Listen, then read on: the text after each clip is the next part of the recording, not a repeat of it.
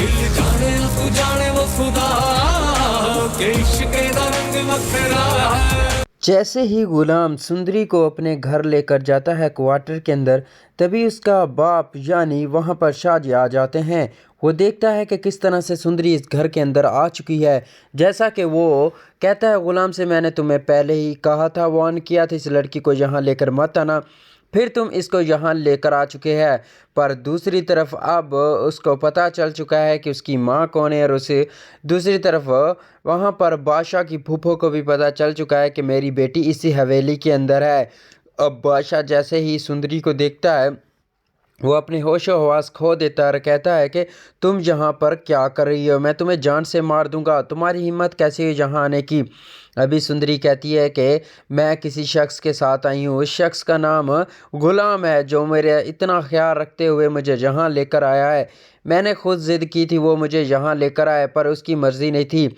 अब दूसरी तरफ बादशाह अपनी फूफो से कहता है, क्या मेरी शादी अपनी बेटी से करवा दें, मैं आपके सारे काम करूँगा। अब दूसरी तरफ जैसे ही बादशाह की माँ को इस चीज़ का पता चलता है, तो वो गुस्से में भड़क बढ़ती है और अपने खावंद से कहती है कि देखो किस तरह से तुम्हारा बेटा तुम्हारी बहन के कदमों में गिरकर भीख मांग रहा है, उससे कह रहा है कि अपनी बेटी की शादी मुझसे करवा दो।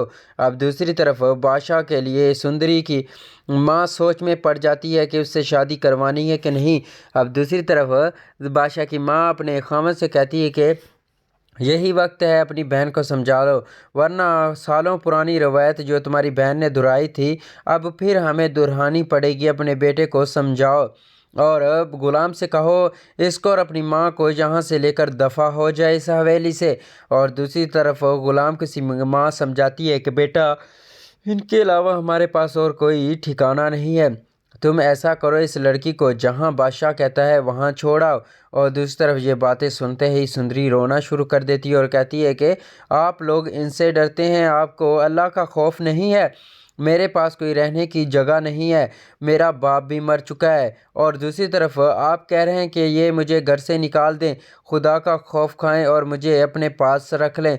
मैं कुछ नहीं करूंगी, सिर्फ 2 वक्त का खाना खाऊंगी, उसके बदले अगर आप कहेंगी तो मैं झाड़ू तक लगा लूँगी, पर मुझे इस जगह से मत निकालें।